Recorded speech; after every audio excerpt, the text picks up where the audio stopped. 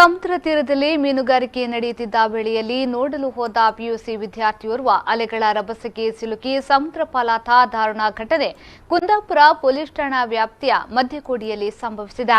ಮಧ್ಯಕೋಡಿ ನಿವಾಸಿ ಮಂಜುನಾಥ್ ಪೂಜಾರಿ ಹಾಗೂ ಬೇಬಿ ದಂಪತಿಯ ಏಕೈಕ ಪುತ್ರ ಮನೋಜ್ ಪೂಜಾರಿ ನೀರು ಪಾಲಾದ ವಿದ್ಯಾರ್ಥಿ.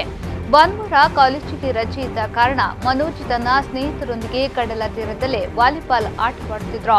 ಬಳಿಕ ಅಲ್ಲೇ ಪಕ್ಕದಲ್ಲಿ ಮೀನುಗಾರಿಕೆ ನಡೆಯುತ್ತಿದ್ದ ಸ್ಥಳಕ್ಕೆ ತೆರಳಿ ಸ್ನೇಹಿತರೊಂದಿಗೆ ವೀಕ್ಷಿಸುತ್ತಿರುವಾಗ ಈ ದುರ್ಘಟನೆ ನಡೆದಿದೆ. ಬೃಹತ್ ಅಲೆಗಳು ಬಂದು ಅಪ್ಪಳಿಸಿದ್ದರಿಂದ ಮನೋಜ್ ನೀರಿನಲ್ಲಿ ಕೊಚ್ಚಿ ಹೋಗಿದ್ದು, ಕೂಡಲೇ ಆತನನ್ನ ರಕ್ಷಿಸುವ ಪ್ರಯತ್ನ ನಡೆಸಲಾಯಿತಾದರೂ ಮನೋಜ್ ಅಷ್ಟರಲ್ಲಾಗಲೇ ಸಮುದ್ರ ಪಾಲಾಗಿದ್ದ.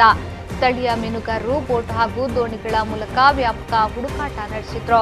ಆದರೂ ಮನೋಜ್ ಪತ್ತೆಯಾಗದಿದ್ದರಿಂದ ಬಲೆಗಳ ಸಹಾಯದಿಂದ ಬೋಟ್ಗಳ ಮೂಲಕ ಜೀವದ ಹಂಗು ತೊರೆದು ಕಡಲಿಗಿಳಿದು ಹುಡುಕಾಟ ಆರಂಭಿಸಿದ್ರು. ಸಾಕಷ್ಟು ಹುಡುಕಾಟದ ಬಳಿಕವೂ ಮನೋಜ್ ಪತ್ತೆಯಾಗಿಲ್ಲ.